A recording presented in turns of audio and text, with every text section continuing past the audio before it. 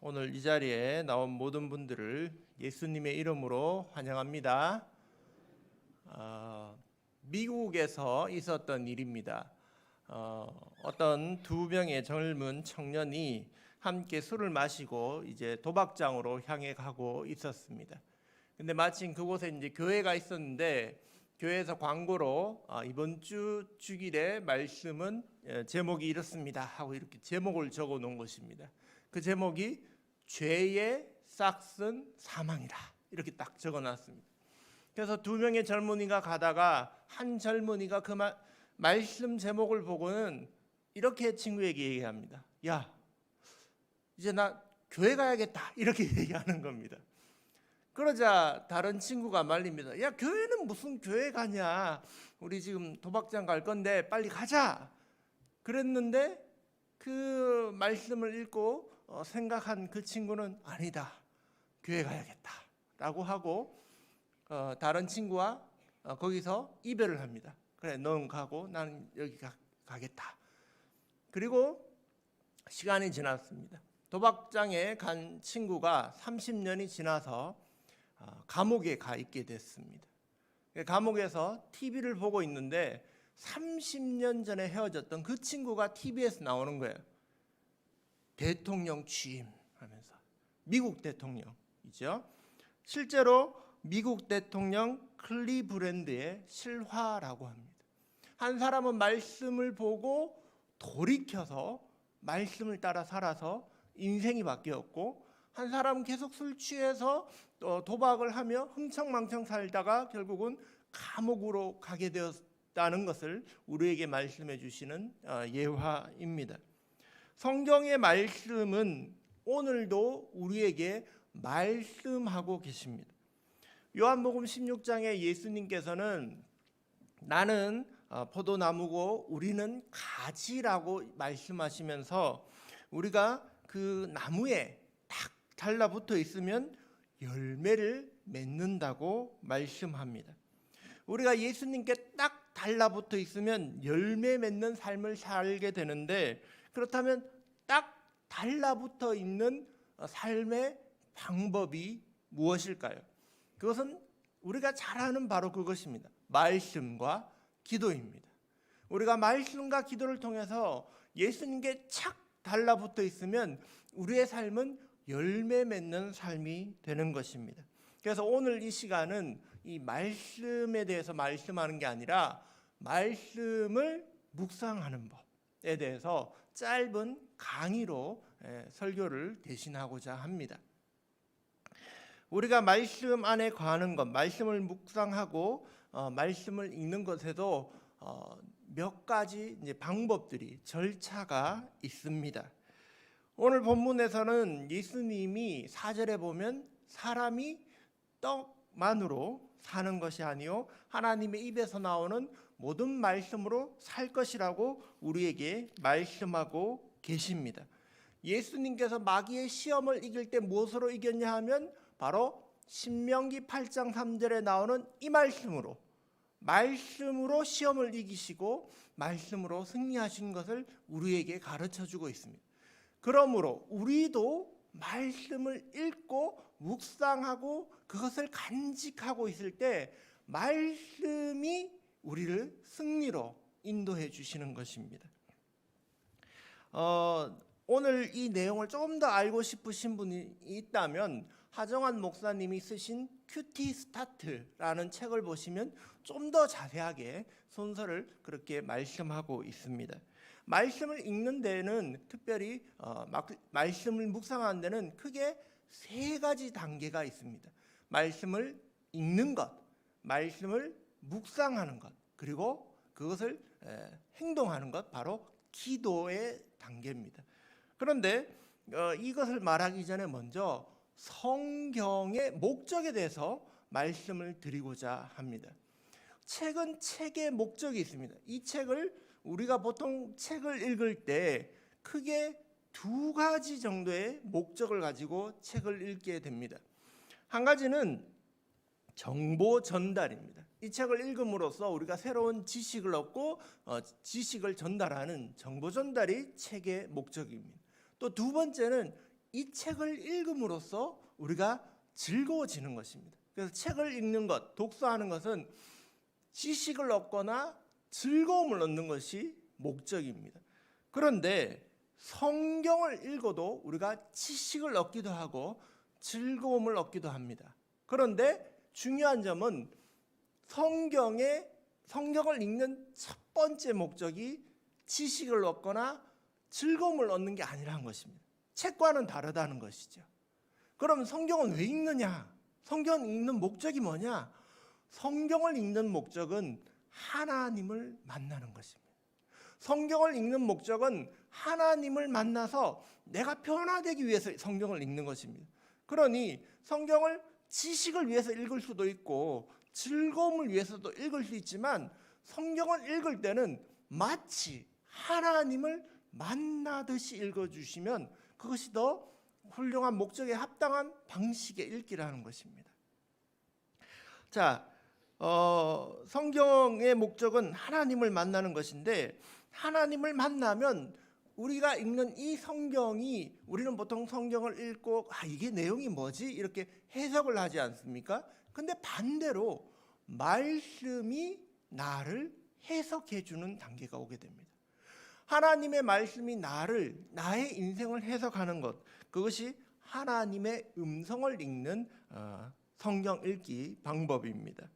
자, 첫 번째가 뭐라고 했죠? 성경을 읽는 것입니다. 근데 성경 읽기에도 시작할 때 그냥 시작하지 않습니다. 성경을 읽을 때 제가 방금 말씀을 읽을 때 뭐 했죠? 기도했죠. 예, 기도로 시작합니다. 성경을 읽을 때 하나님 이 말씀을 듣고 깨닫게 해주세요라고 기도하며 시작하는 것입니다. 겸손히 하나님 앞에 나아가는 그러한 기도가 성경 읽을 때 첫 번째 단계입니다. 성경을 읽고 우리가 말씀을 받아들이게 되면 인생이 변하게 되고 많은 위인들을 우리가 많이 들었습니다. 이 말씀을 듣고 이 사람이 변했다더라. 그런 말씀을 들었죠. 근데 그 사람들이 성경에 딱 그 부분 그 말씀만 딱 읽고 이렇구나 하면서 이렇게 변화됐을까요? 그렇진 않았을 것입니다. 그들도 성경의 말씀을 처음부터 끝까지 쭉 읽다 보니까 어느 한 구절의 말씀이 그 사람에게 와닿았고 그 말씀이 그를 변화시킨 것입니다. 그러니까 우리가 성경을 읽을 때 어떻게 읽어야 되냐면 처음에는 쭉 읽어야 됩니다. 쭉 성경을 처음부터 끝까지 쭉 읽어 나가기 시작해야 되는 것입니다. 그런 와중에 읽다가 내 마음에 와닿는 구절이 있을 수 있습니다. 그때는 잠시 멈추고 이러한 구절이 있었구나 라고 해서 색칠을 하셔도 좋습니다. 밑줄을 긋든지 요즘 잘 나오는 형광펜으로 칠을 하든지 그렇게 표시를 하는 것입니다. 그리고 그 말씀을 이제 묵상하게 될 텐데 묵상을 위한 읽기는 통독을 위한 읽기랑 읽는 방법이 좀 틀립니다. 통독을 위해서는 요즘 어떻게 읽습니까? 요즘 1.2배속이나 1.5배속으로 성경 읽기를 들으면서 같이 말씀을 보지 않습니까? 그러면 10분이면 3장, 4장을 읽습니다. 그런데 묵상을 위한 읽기는 반대로 천천히 읽어줘야 됩니다. 천천히 말씀을 읽는 가운데 그 단어와 단어 사이에 하나님이 내게 말씀하시는 것을 듣는 것입니다. 제가 언젠가 한번 하정환 목사님이 하시는 침묵기도 그 수련원에 가서 한번 2박 3일 해본 적이 있었습니다. 그때 목사님이 이렇게 얘기하시는 거예요. 성경을 천천히 읽는데 왜 천천히 읽냐 하면 그 틈 사이에 하나님이 우리에게 말씀하실 틈을 주라는 것입니다. 네. 그래서 그 목사님은 설교할 때도 틈을 주어서 하나님이 개입할 틈을 주신다는 것이죠. 자, 그래서 우리가 성경을 읽고 줄 긋고 이제 그렇게 하는 것입니다. 자, 읽기 과정을 간단히 요약하면 먼저 기도로 시작하는 것입니다. 하나님, 제가 말씀을 읽겠습니다. 말해 주십시오. 겸손히 기도하고 시작합니다. 그리고 나서 그 말씀을 쭉 읽어 나갑니다. 쭉 읽다가 마음에 와닿는 구절이 있으면 표시하고 줄을 긋고 한다는 것이죠. 두 번째 하나님의 말씀을 듣는 읽기는 바로 묵상입니다. 묵상. 성경을 읽고 말씀이 좋구나 하고 그냥 끝나면 아쉽습니다. 하나님은 말씀을 통해서 우리에게 여러 가지를 말을 걸어오고 계십니다. 하나님의 말씀을 온전히 받기 위해서는 우리가 그 말씀을 소화할 시간이 필요합니다. 그래서 말씀을 묵상하다라는 이 말이 히브리어로 하가인데, 이것은 계속 말씀을 되새김질한다는 뜻입니다. 초식 동물은 육식 동물이 언제나 나타나서 잡아먹을지도 모르기 때문에 풀을 먹을 때 급하게 막 이럴 때 막 먹습니다. 일단 위장에 다 집어넣죠. 그 다음에 한가로운 시간이 되면 뭘 하느냐 하면 위장에 있던 풀을 다시 입으로 꺼내서 되새김질을 합니다. 그게 초식 동물의 특징입니다. 우리도 하나님의 말씀을 그냥 보고 이 말씀 좋구나 이게 아니라 그 말씀을 되새김질하는 겁니다. 오늘 4절의 말씀을 중점으로 볼 텐데, 사람이 떡만으로 살 것이 아니요, 떡만으로 사는 게 아니구나 라고 생각했으면 그걸 한번 계속 다시 되뇌어 보는 것입니다. 떡만으로 살지 않는다. 그럼 뭐지? 하나님의 입에서 나오는 말씀으로 사는구나. 이게 무슨 말일까? 계속 다시 한번 생각해 보는 것입니다. 그게 묵상입니다. 우리가 묵상할 때 그렇게 하다 보면 떠오르는 생각들이 있습니다. 우리가 기도하고 말씀을 읽는 과정이기 때문에 이 떠오르는 생각들이 하나님이 주시는 마음인 것입니다. 하나님이 주신다고 우리가 볼 수 있습니다. 언젠가 이러한 읽기 방법으로 다른 교회에서 한 남자 집사님과, 나이 드신 남자 집사님과 말씀을, 빌립보서 말씀을 같이 나눴습니다. 아무것도 염려하지 말고 오직 모든 일에 기도와 간구로 너희 구할 것을 감사함으로 하나님께 아뢰라. 그리하면 모든 지각에 뛰어나신 하나님의 평강이 너희 마음과 생각을 지키시리라. 그 말씀을 나눴는데 이 집사님이 묵상을 하더니 이렇게 얘기하시는 거예요. 이 말씀을 생각하니까 지금 병이 든 며느리가 생각이 났다. 내가 며느리 때문에 염려하고 걱정이 됐었는데 하나님이 나보고 걱정하지 말라고 하시는구나 라고 깨달았다고 하시는 것입니다. 그렇게 말씀을 읽고 생각하다 보면 우리에게 주시는 하나님의 말씀을 듣게 되는 것입니다. 묵상은 중요한 것은 나의 삶에 적용하는 게 중요합니다. 이 말씀이 나의 삶과 무슨 상관이 있을까라고 생각하며 하나님이 이 말씀을 통해 어떠한 사랑을 주시는지 기대하며 묵상하는 것이 중요합니다. 또 묵상할 때는 질문을 하면 더 다양하게 묵상할 수 있습니다. 묵상을 잘하기 위해서는 스스로 질문하고 스스로 답하는 것입니다. 떡만으로 사는 것이 아니라고 하셨다. 그러면 떡만으로 사는 사람도 있다는 얘기가 아닌가? 그러면 떡만으로 사는 사람은 어떤 사람이지? 라고 이제 생각해 보는 겁니다. 그리고 또 반대로 말씀으로 산다는데 그건 무슨 말이지? 말씀으로 사는 사람은 어떤 삶일까? 말씀을 먹어도 배부를 수 있을까? 이렇게 생각을 해보는 것입니다. 성경을 묵상할 때 그 말씀을 다 그냥 외워서 우리가 묵상할 수도 있지만 우리가 그렇지 못한 경우도 많습니다.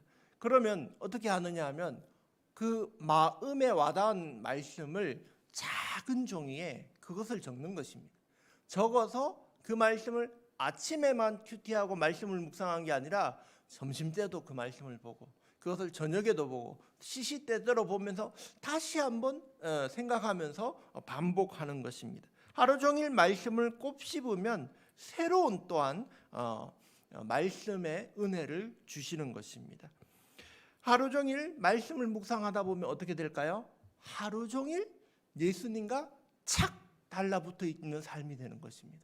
다른 악한 생각, 나쁜 생각들이 들지 않고 그 말씀에 계속 말씀을 통해서 예수님을 생각하면 우리의 삶이 24시간 예수님과 함께하는 그러한 동행하는 삶이 되는 것입니다. 유기성 목사님은 24시간 예수님과 동행하는 삶을 중요하게 강조하십니다. 이분은 프랭크 루박 선교사님이라는 분이 쓰신 책을 보고 그러한 동행 일기를 시작하셨는데, 프랭크 루박이라는 선교사님은 어떻게 자기 일기를 썼냐면, 내가 하루 종일 1분도 안 빼먹고 하나님을 생각하겠다, 그렇게 결심한 것입니다. 그래서 그리고 일기를 썼습니다. 오늘은 조금 되었다, 하나님을 하루 종일 생각하는 삶이 조금 되었다, 근데 오늘은 좀 안 되었다, 그걸 계속 반복하는 것이죠. 잘 되었는가 못 되었는가 반성하면서 하루에 일기를 쓰고, 그러다가 결국 점점 늘어나서 오늘은 정말 하루 종일 하나님을 생각했다, 하나님과 동행했다, 그런 삶을 이제 살게 된 것입니다. 그렇게 하면 뭐가 달라질까요? 하루 종일 예수님을 생각하고 하루 종일 말씀을 묵상하면 뭐가 달라질까요? 우리의 삶이 바뀌는 것입니다. 말씀과 함께하는 삶, 예수님과 착 달라붙어 있는 삶을 살면 예수님이 알아서 열매 맺는 삶을 살게 해주시는 것입니다. 제가 정말 젊을 때, 청년부 때 들은 그러한 간증입니다. 어떤 이야기인가 하면, 부흥회 때 부흥 강사님이 얘기하셨는데 어떤 사장님이 있다는 거예요. 근데 이 어떤 사장님은 어떻게 활동을 하시냐면, 집에서부터 회사에 갈 때까지 항상 이렇게 말씀하신다는 거예요. 예수님, 이제 가시지요. 예수님이 정말 바로 옆에 있는 것처럼 예수님한테 말을 걸면서 예수님 같이 가시죠, 이렇게 이제 얘기를 하시는 거예요. 그래서 집을 나갈 때도 문을 열고 잠시 기다렸다가, 예수님 나가실 때까지 기다렸다가 문을 닫고, 차문을 열 때도 자기가 이제 사장이니까 뒷자리에 앉을 거잖아요. 그러면 차문을 열고 예수님 먼저 들어가시죠 하고 좀 기다렸다가 자기도 타고 문 닫고, 또 회사에 가면 사장석이 있는데 그 사장석은 예수님 자리, 예수님 여기 앉으시죠. 그래서 제일 좋은 의자는 예수님한테 양보하고 자기는 조금 덜 좋은 의자에 앉아서 일을 보기 시작한다는 것입니다. 그래서 사람들이 결제 서류를 딱 올리면 어떻게 하냐면 예수님한테 물어본다는 거예요. 예수님, 이걸 결제해 줄까요 말까요? 기도하면서 물어보는데, 마음에 평안이 있으면 결제해 주고, 마음에 평안이 없으면 이건 아닌 것 같아 하면서 결제를 안 해준다는 거예요. 그랬더니 그렇게 하루 종일 예수님과 함께하고 예수님께 물으면서 결제를 했더니 그 회사가 정말로 엄청나게 성장했다는 그러한 간증을 들은 적이 있습니다. 보통 사람들이 이렇게 하면, 저 사람 이상하다, 저 사람 정말 제정신이 아니라고 생각할지도 모릅니다. 하지만 이렇게라도 우리가 해서 예수님과 함께 한다면 그 삶은 정말로 열매 맺는 삶이 될 줄 믿습니다. 자, 이게 이제 묵상을 통해서 우리가 말씀을 되뇌이며 예수님과 함께 하는 것입니다. 자, 그 다음에 넘어가기 전에 하나님의 음성에 대해서 잠시 말씀을 나누겠습니다. 묵상하다 보면 생각들이 떠오르는데, 하나님이 말씀하실 때 그러면 준서가 하면서 막 이렇게 육성으로 우리에게 말씀해 주시는가? 보통은 그렇게 말씀하시지 않는다는 것입니다. 하나님이 우리에게 말씀하실 때 막 우리의 귀에 들리는 소리로 그렇게 말씀하시는 게 아니라 그냥 마음의 생각을 주신다는 것입니다. 말씀을 읽을 때 이 생각이 갑자기 떠올랐다. 선한 생각, 아름다운 생각, 사랑스러운 생각이 떠오르면 하나님이 주신 생각이라고 생각하고 그 생각을 붙잡고 그것을 실천하는 것이죠. 또 반대로 뭔가 나쁜 생각, 악한 생각, 미운 마음이 들었다면 이거는 마귀가 준 생각이구나 해서 이거는 배척하는 것이죠.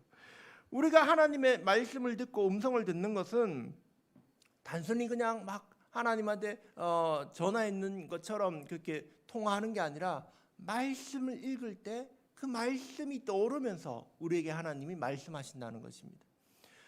저희 아들이 뽑은 말씀이 이사야서 41장 10절의 말씀인데, 두려워하지 마라, 내가 너와 함께함이라, 놀라지 마라, 내가 내 하나님이 됨이라. 이 말씀 우리가 잘 알고 있지 않습니까?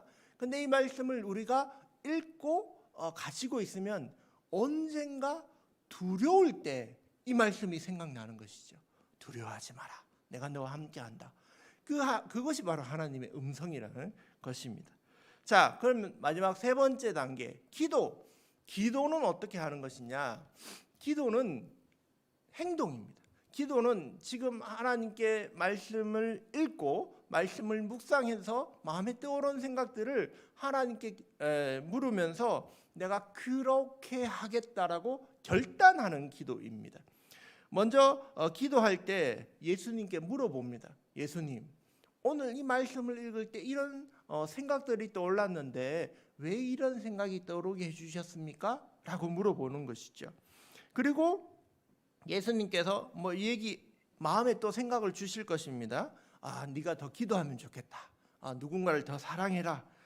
감사하며 살아라. 그런 마음을 주셨다면 결단하는 겁니다. 예, 하나님, 제가 더 사랑하고 기도하고 그렇게 하겠습니다라고 이제 결단하는 것이죠.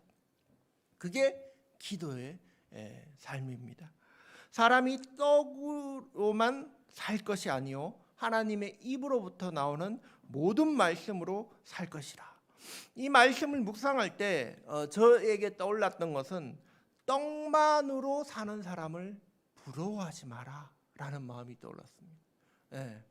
말씀으로 사는 것을 오히려 목숨 걸고 사는 삶이다 라는 그런 마음이 떠올랐습니다. 그래서 네 주님 알겠습니다 라고 이제 기도를 했는 것이죠.